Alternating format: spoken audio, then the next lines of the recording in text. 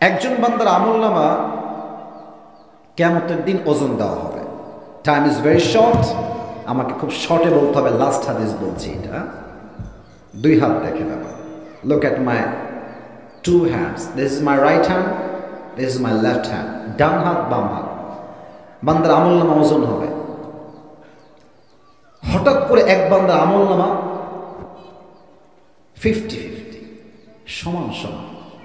আচ্ছা, বুঝে থাকলে উত্তর দেন তো, এই বান্দা যদি জান্নাতে যেতে চায়, তার 100 আমলের মধ্যে দুইটাই 50-50, তার আর কয়টা আমল হলে সে জান্নাত পাবে?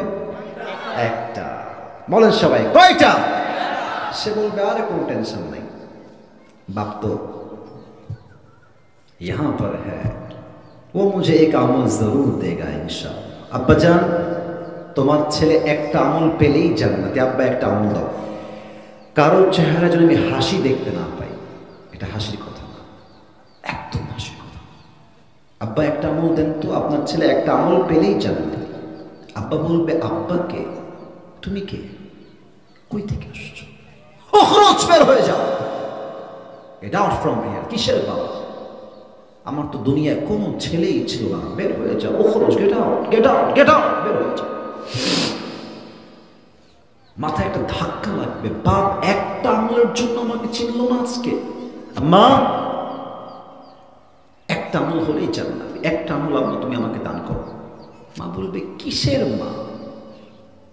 আমার তো স্বামী ছিল না, কিসের বাচ্চা, কিসের ছেলে, বের হয়ে যাও। মাও চিনবে না, বাবা মা ভাই বোন কেউ চিনবে না। হতাশ হয়ে চুপ করে যুবকটা বসে থাকে। আরেকজন যুবক এসে বলে, ভাই আপনার কি হয়েছে, এত হতাশ? Why you are looking so depressed? আপনি হতাশ কেন, আপনি টেনশনে কেন ভাই আমার? ওই যুবক ডাক দিয়ে বলবে, প্রিয় ভাই আমার, আমার আমলনামার দুইটা ওজন দেওয়া হয়েছে, দুইটাই 50-50। একটা আমল হলেই আমি জান্নাতি হয়ে যাব। ওই আমলটা আমার বাপ দিচ্ছে না, মা দিচ্ছে না, বউ দিচ্ছে না, কেউ দিচ্ছে না। ওই আমলটা আমি কোথাও কারো কাছে খুঁজে পেলাম না, তাই আমি হতাশ হয়ে আছি। ওই যুবকটা ডাক দিয়ে বলবে, ভাই আমার কোনো টেনশন নাই, কোনো চিন্তা নাই। বাপ দেয়নি তো কি হয়েছে, মা দেয়নি তো কি হয়েছে, ভাই দেয়নি তো কি হয়েছে? ওই একটা আমল আজ আপনার প্রচন্ড দরকার। ওই একটা আমল আজকে আমি আমার আমল নামার থেকে আপনাকে দান করে দিব। সুবহানাল্লাহ পড়ুন সবাই। বলবে, আরে আপনি কেন দিবেন? আরে ভাই আপনার লাগবে কিনা তাই কোন? লাগবে আপনার? আরে ভাই লাগবে, দেন দেন একটা আমল। একটা আমল নিয়ে সোজা রবের কাছে দৌড় দিবে। আল্লাহ, let me enter in the paradise, আমাকে জান্নাত দাও, because I got my own deeds, আমি একটা আমল পেয়ে গিয়েছি। আল্লাহ বলবে, আরে তোর একটা আমল কে দিয়েছে রে? আল্লাহ কি দেখে না? আল্লাহ কি জানে না? আল্লাহ কি সব শোনে না? কে দিয়েছে একটা আমল? বলবে, আল্লাহ হাদা আখি, এই ভাই আমাকে একটা আমল দিয়েছে। আল্লাহ বলবে, তেরা দিমাগ তো ঠিক है, দিমাগ ঠিক है তেরা, doesn't make any sense, মাথা ঠিক আছে? বাপ দেয় না, বউ দেয় না, মা দেয় না, সন্তান দেয় না, কেউ দেয় না, তুই কে একটা আমল দেনে বলা?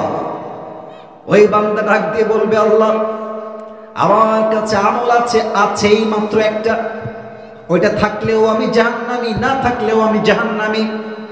আমি চিন্তা করলাম, ওই একটা আমল আমি রেখে আর কি করব? আমি দয়া করে মায়া করে আমার ভাইকে দান করে দেই। আমার ভাই আল্লাহর রহমতে আল্লাহর জান্নাত পেয়ে যাবে, দয়া করে মায়া করে দান করে দিয়েছি।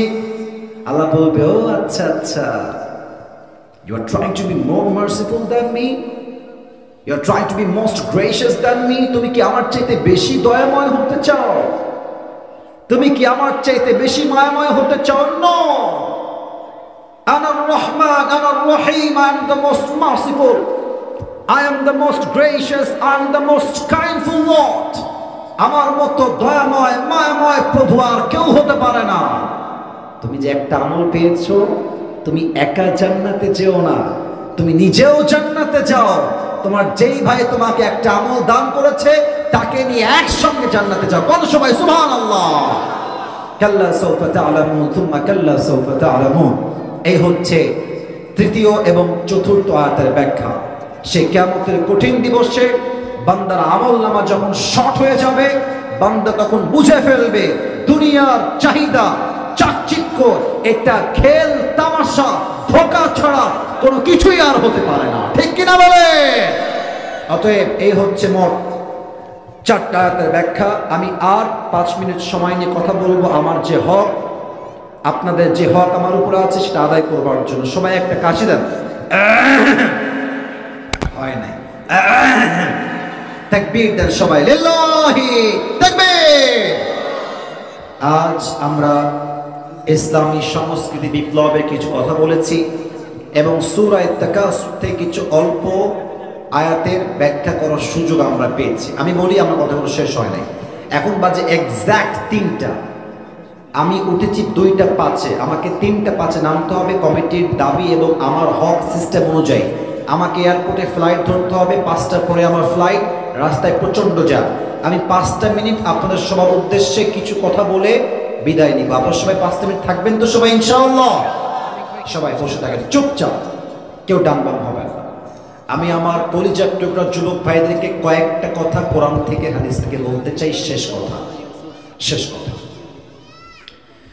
যুবক ভাইরা 3টা কথা বলবো, মাথায় ইনস্টল দিয়ে নাও। 1 নাম্বার কথা, যে তোমার জীবনকে তুমি পরিবর্তন করতে চাও, মানুষের জন্য তোমার জীবন চালালে হবে না, তোমার জীবন চলবে এক রবের সন্তুষ্টির জন্য। আওয়াজ দিয়ে বলেন তো সবাই, সেই রবকে।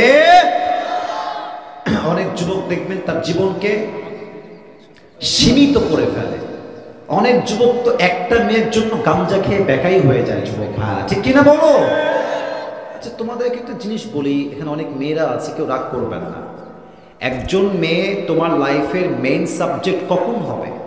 যখন সে তোমার বউ হবে, যখন সে চরিত্রবান হবে, যখন সে সতীত্ববান হবে।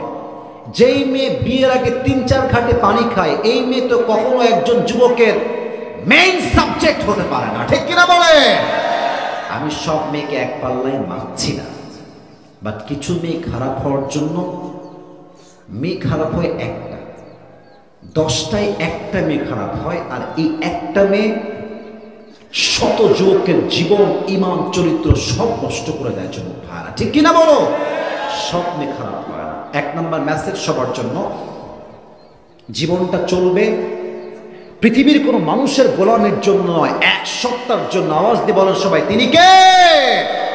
শহীদ আল্লামা দেলোয়ার হোসেন সাঈদী হুজুর বলেছিলেন, বিড়ালের মতো 500 বছর বেঁচে থাকার কোনো দাম নাই, সিংহের মতো 1 ঘন্টা আমরা গর্জন দিয়ে বাঁচতে চাই, ঠিক কিনা বলে?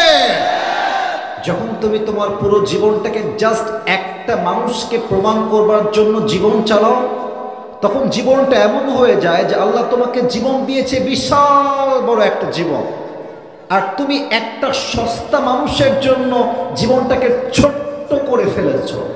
আরে যে ধোকা দিয়েছে বাদ দাও, যে ছ্যাক দিয়েছে বাদ দাও। দুনিয়াতে যত বেশি বিশ্বাস তত বড় বাস। যুবক ভাই ঠিক কিনা বলো? অতএব কাউকে প্রমাণ করার জন্য জীবন চলবে না, আমার জীবন চলবে এক সত্তার সুখের জন্য, সন্তুষ্টির জন্য। তিনি কে? নাম্বার 2, সবাইকে, আমার মাত্র 3 মিনিট সময় বাকি, সবাইকে বলছে আমার চোখে চোখ রাখেন। দুনিয়াতে কি আপনারা সবাই সুখী হতে চান? শুনি নাই, সুখী হতে চান সবাই? আওয়াজটা আরেকবার লাস্ট চাই, বাঘের মতো। সুখী হতে চান সবাই? আপনার চাহিদা, আপনার আশা, আপনার পাওয়া, আপনার চাওয়া দুনিয়ার মানুষের থেকে যত কম রাখবেন, জীবনটা তত বেশি সুখী হবে। যে মানুষ মানুষের কাছে সবচেয়ে বেশি আশা করে, দেখবেন সেই মানুষটা দিন শেষে সবচেয়ে বেশি কষ্টের শিকার হয়। জহরিয়ার ভাইয়ারা ঠিক কিনা বলে?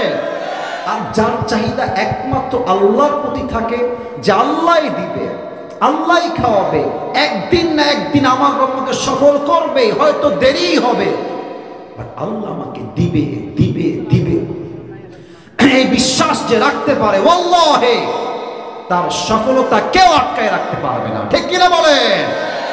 Expect from Allah subhanahu wa ta'ala, don't expect from anybody. রব ছাড়া কারো থেকে আমি কোনো কিছু পাওয়া আশা আকাঙ্ক্ষা রাখবো না। শেষ কথা বলেই আমি আমার ওয়াজ শেষ করতে চাই।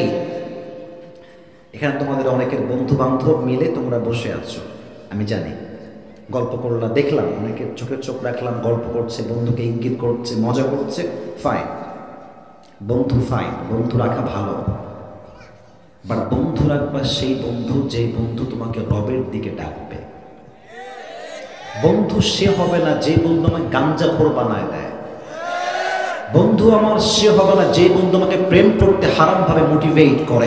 বন্ধু হবে সেই বন্ধু যেই বন্ধু আমাকে 5 ওয়াক্ত নামাজের জন্য জোর করে হলে নামাজি হতে বাধ্য করবে। ঠিক কিনা বলে? বন্ধু বড় দামি জিনিস। আপনার বন্ধু যেমন হবে, বল না, সঙ্গ দোষে লোহা ভাসে। বন্ধু যেমন তোমার, তুমি তেমনই হয়ে যাবে। অতএব তোমার বন্ধু হবে সে যে দিন কায়েমের জন্য কাজ করে, যে দিনের জন্য কাজ করে, আল্লাহর জন্য কাজ করে। দুনিয়াবি বন্ধু যত বানাবা তত তুমি রব থেকে, আল্লাহ থেকে দূরে সরে যাবা। ঠিক কিনা বলো?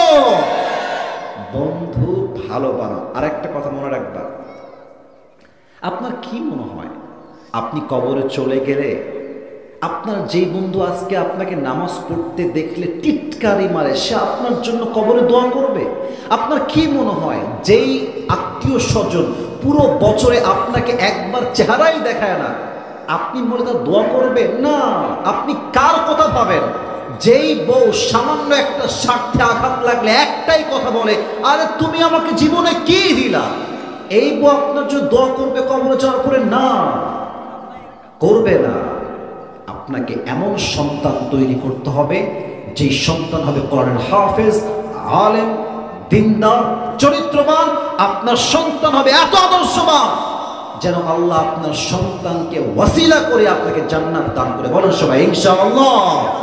অতএব বন্ধু বানাবেন ঠিকঠাক, সন্তান আদর্শবান, লালন পালন করবেন। আল্লাহ আমাদের সবাইকে এই 3টা কথার পরিপূর্ণ ধারা বুঝে আমল করার তৌফিক দান করুক। আমরা সকলে দিল খুলে জবান খুলে পড়ছি আমিন। আমি দোয়া করবো না, কারণ আমার পরে অন্য আলোচকরা আছেন, তারা আলোচনা করবে, বা আসর প্রশ্ন উত্তর পর্ব আছে। আমি একটা আশা রাখবো, রাত পর্যন্ত ওয়াজ হবে। তোমরা এক কাজ করবা, সবাইকে বলছি, মুরব্বী না শুধু যুবকদেরকে বলছি, একটা কাগজ রেখে দিবা, কলম রাখবা। রাতের বেলা থেকে এই এখন থেকে রাত যত হুজুর ওয়াজ করবে সব লিখে রাখবা, যে হুজুর এই কথা, আসিফ হুজুর এই কথা, ওই হুজুর এই কথা, তমক হুজুর তমক কথা। দেখবা মাহফিল শেষ হয়ে যাবে, বাট আমাদের জীবনে আজীবন আমলটা থেকে যাবে। ঠিক কিনা বলেন যুবক ভাই? আল্লাহ সবাইকে এই কথাগুলো মানা বুঝে আমল করার তৌফিক দান করুন। আমার জন্য দোয়া রাখবেন, আমি যেন সুস্থর সঙ্গে আমার রাতের প্রোগ্রাম ধরতে পারি। কুমিল্লা অনেক দূরে, ঢাকার থেকে অনেক জ্যাম পার হয়ে আমাকে যেতে হবে। আল্লাহ যেন আমাকে সেই তৌফিক দান করে। সকলে আমরা দিল খুলে পড়ছি আমিন। ওয়াখির দাওয়ানা আলহামদুলিল্লাহি রাব্বিল আলামিন। আসসালামু আলাইকুম ওয়া রাহমাতুল্লাহি ওয়া বারাকাতুহু।